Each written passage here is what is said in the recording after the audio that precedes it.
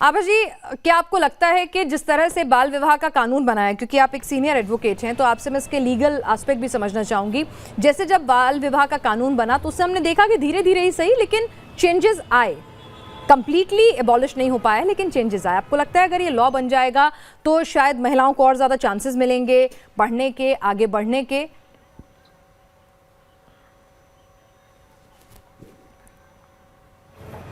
बिल्कुल, देखिए कानून का इम्पैक्ट होता है, धीरे धीरे चेंजेस आते हैं। आप दहेज देखिए, खुलेआम दहेज चलता था, लेकिन जब 498A का हमने कानून लाया डाउरी का, कि डाउरी देना और लेना दोनों गुनाह है, तो अपने आप धीरे धीरे डाउरी कम हो गई, खुलेआम दहेज देना मांगना बंद हो गया और छुपके लोग देने लगे और उसमें कंप्लेन हुई, बहुत लोग जेल भी गए। तो बिल्कुल 18 से जब आपने 21 साल किया है तो महिलाओं को भी आप एक लेवल प्लेइंग फील्ड देंगे। आज देश का जो सबसे पावर वाला एग्जाम है, सबसे प्रतिष्ठित एग्जाम है IAS IPS, वो आप 21 साल की उम्र में ही दे सकते हैं। अगर देश की बच्चियां अंतरिक्ष में जा रही हैं और वो IAS बनना चाहती हैं तो वो शादी हो जाती है 18 साल में, तो उनके सपने सपने ही रह जाते हैं। और जब आर्टिकल 14 बराबरी की बात कहता है संविधान का आर्टिकल 14 कहता है इक्वालिटी बिफोर लॉ और इक्वल प्रोटेक्शन ऑफ लॉज। तो आप क्यों लड़कों की शादी 21 में बात कर रहे हैं? तो आप कहीं ये एक पैतृक मानसिकता भी ला रहे हैं कि पत्नी की उम्र पति से कम होनी चाहिए, तो वो भी बात अब खत्म हो जाती है। जब 21 साल होगी तो लड़का लड़की सेम एज के होंगे, कोई बड़ा छोटा नहीं होगा।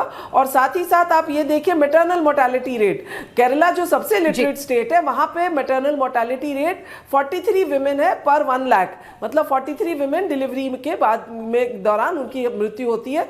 वही यूपी में जहां पे एजुकेशन पुअर है, न्यूट्रिशन पुअर है, वहां 197 विमेन पर 1 लाख उनकी मृत्यु होती है मैटरनल मोर्टेलिटी रेट। असम में जाके ये 235 हो जाता है। तो ये साफ दिखाता है कि अगर आप एजुकेशन देते हैं, हेल्थ देते हैं, तो महिलाओं की लॉन्जिटिविटी भी बढ़ती है, डिलीवरी में उनकी मृत्यु नहीं होती है। तो ये सब देखते हुए मुझे लगता है 21 साल जो सरकार कर रही है बहुत सही कर रही है। अभी जो हमारे देश के कई राज्यों की और कोई संस्कृतियों की, परंपराओं की जो सामाजिक संरचना है उसमें ये वाजिब नहीं है, ये नहीं हो पाएगा। खामखा का ये कानून आ जाएगा, प्रेशर बढ़ेगा पर कुछ होगा नहीं। देखिए, मैं इससे सहमत नहीं हूँ। वो इसलिए कि एक तो हर बार हम इस बात को डाइल्यूट करने के लिए इस बात को उठा रहे हैं कि वोटिंग राइट्स अगर 18 में है तो शादी के राइट्स 18 में क्यों नहीं हैं। वो इसलिए नहीं है, अब तक तो थे ना। और वोट देने जाना और 18 की उम्र में ही शादी के लिए पूरे परिवार की जिम्मेदारी को उठा लेना और उसे रोज़ निभाना, इन दोनों बातों को हमें अलग करके देखना होगा। दूसरी बात यह है कि हम अगर प्रेजेंट स्टैटिस्टिक्स इंडिया का आप उस आंकड़ों को देखिए, आप ये पाएंगे कि करीब करीब 4.25 लाख लोग जो जेल में हैं, उनमें से एक हिस्सा जो डाउरी की वजह से जेलों में है या क्राइम अगेंस्ट वुमेन को लेकर जेलों में है, उनमें सबसे ज़्यादा हिस्सा क्राइम अगेंस्ट वुमेन में नंबर 1 है रेप का, नंबर 2 है डाउरी का। मैं इस बात को इसलिए यहाँ जोर देकर देना चाहती हूँ, जब हम 21 साल की उम्र करेंगे तो हम एक मैच्योरिटी लेवल को बढ़ने का भी मौका देंगे। बहुत से लोग जब बहुत छोटी उम्र में शादी करते हैं, बहुत सारी और समस्याओं का वो सामना करते हैं और कई बार स्थितियाँ उनके हाथों से निकल जाती हैं और उनके हाथों क्राइम भी हो जाता है। ऐसा भी कई बार हुआ है। ऐसे कई एक लोग हैं जो बहुत कम उम्र में जिन्हें जेल का सामना करना पड़ा, 19 साल में या 20 साल में।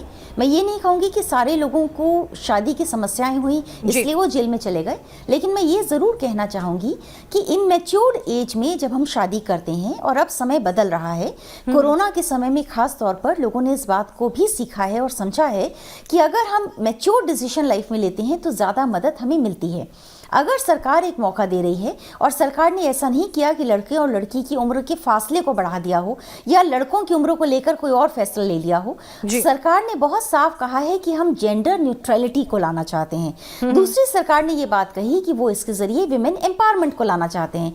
अब अगर लड़कियों को एक ये मौका मिलता है कि आपके पास 3 साल और हैं, उन 3 सालों में अपने आप को आप और निखार लीजिए, अपने सपनों की बात कर लीजिए। लेकिन वर्तिका जी, यहाँ पर कुछ डेटा ऐसे भी पेश किए गए हैं जहाँ पर महिलाओं का ड्रॉप आउट बहुत ज्यादा है। 10th के बाद, 12th के बाद, हम दिल्ली जैसे शहर की बात करें तो वहां पर महिलाओं का ड्रॉप आउट रेट बहुत ज्यादा है।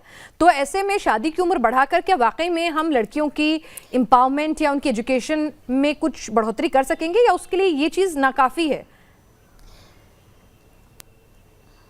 देखिए पिनाज, मैं ऐसा मानती हूँ अब जब उम्र ये बढ़ेगी उसके साथ होगा ये कि जो परिवार अपने बच्चों को एक उन्हें लगता है कि ड्रॉप आउट करके अच्छा है घर का काम सीखेगी और 18 की उम्र में शादी होगी, जब इन परिवारों को ऐसा एहसास होगा कि अब शादी 21 की उम्र में होगी तो हो सकता है कि हम इसे उजाले की तरफ क्यों नहीं देखते।